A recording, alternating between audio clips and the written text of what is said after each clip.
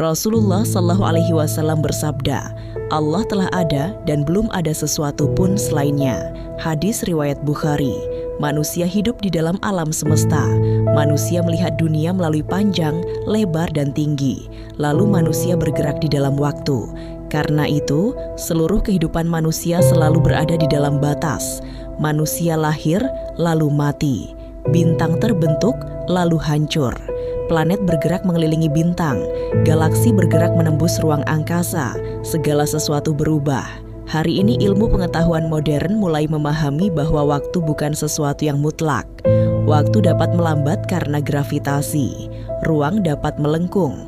Artinya, waktu dan ruang hanyalah bagian dari sistem alam semesta itu sendiri. Dan jika alam semesta memiliki awal, maka waktu pun memiliki awal. Di titik inilah akal manusia mulai mencapai batasnya. Manusia mencoba membayangkan sebelum alam semesta, padahal sebelum itu sendiri mungkin belum ada seperti yang dipahami manusia hari ini. Namun Islam telah menjelaskan segala sesuatu yang jauh lebih besar, bahwa seluruh alam semesta ini adalah ciptaannya. Ruang adalah ciptaan, waktu adalah ciptaan, materi adalah ciptaan, dan seluruh hukum yang mengatur alam semesta juga ciptaannya. Sedangkan Allah tidak seperti ciptaannya. Allah Subhanahu wa Ta'ala berfirman, Allah tidak beranak dan tidak pula diperanakan. Quran Surah Al-Ikhlas ayat 3. Allah tidak membutuhkan ruang untuk ada, tidak membutuhkan waktu untuk hidup, karena ruang dan waktu itu sendiri berada di dimensi yang diciptakan oleh Allah itu sendiri. Manusia mungkin berbicara tentang dimensi yang lebih tinggi dari dunia yang mampu dilihat mata, tentang realitas yang tidak mampu dipahami manusia sepenuhnya. Tetapi seluruh kemungkinan itu tetap berada di dalam ciptaan. Sedangkan Allah melampaui seluruh batas ruang, waktu, dimensi, dan realitas yang mampu dipahami manusia. Karena itulah, manusia tidak akan pernah benar-benar mampu membayangkan hakikat keberadaan Allah Subhanahu wa Ta'ala. Allah Subhanahu wa Ta'ala berfirman, dan ketika Musa datang untuk munajat pada waktu yang telah kami tentukan, dan Tuhan telah berfirman langsung kepadanya, Musa berkata, Ya Tuhanku, tampakkanlah dirimu kepadaku agar aku dapat melihat engkau. Allah berfirman, Engkau tidak akan sanggup melihatku, namun lihatlah ke gunung itu jika ia tetap di tempatnya sebagai sedia kala, niscaya engkau dapat melihatku. Maka ketika Tuhan yang menampakkan keagungannya kepada gunung itu hancur luluh dan Musa pun jatuh pingsan. Setelah Musa sadar, dia berkata, Maha suci engkau, aku bertobat kepada engkau dan aku adalah orang yang pertama-tama beriman. Quran Surah Al-A'raf ayat 143. Ayat ini menerangkan bahwa akal manusia hanya mampu memahami ciptaan dari dimensi manusia. Sedangkan Allah adalah pencipta seluruh realitas itu sendiri. Ketidakmampuan gunung tersebut menopang eksistensi Tuhan yang menjadikan Allah Maha Kuasa atas segala sesuatu. Ayat ini juga dapat menjelaskan tentang stone paradox atau paradoks batu. Sebelum seluruh ciptaan ada, hanya Allah yang ada.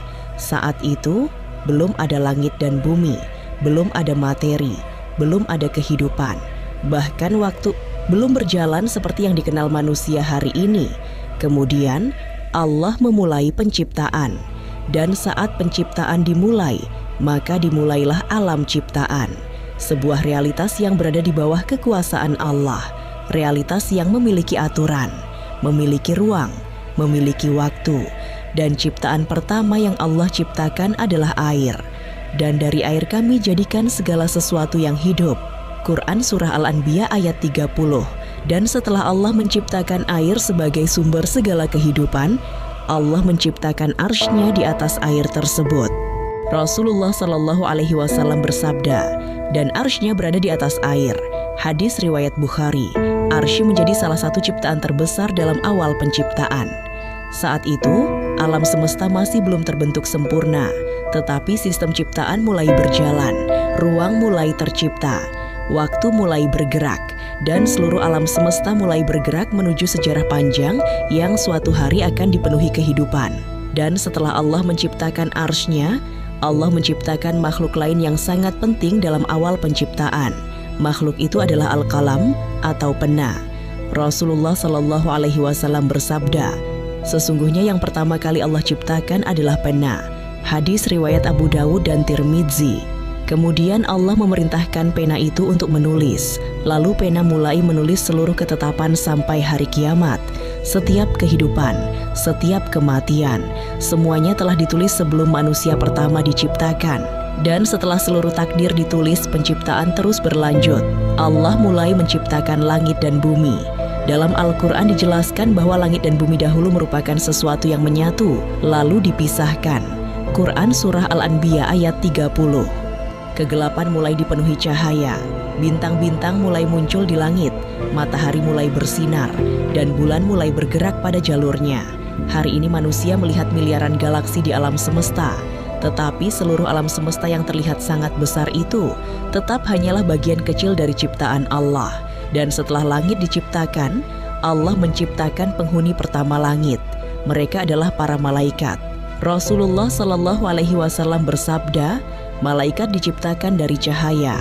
Hadis riwayat Muslim. Jumlah mereka sangat banyak. Langit mulai dipenuhi ibadah. Ada malaikat yang terus rukuk sejak diciptakan. Ada yang terus sujud.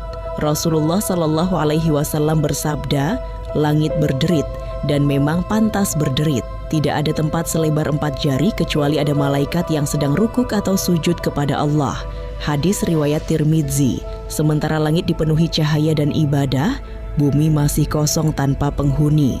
Namun keadaan itu tidak berlangsung lama, karena setelah para malaikat diciptakan, Allah menciptakan makhluk lain. Makhluk itu diciptakan dari api. Mereka adalah bangsa jin, dan dari bangsa jin itulah sejarah pertama kerusakan di bumi akan dimulai.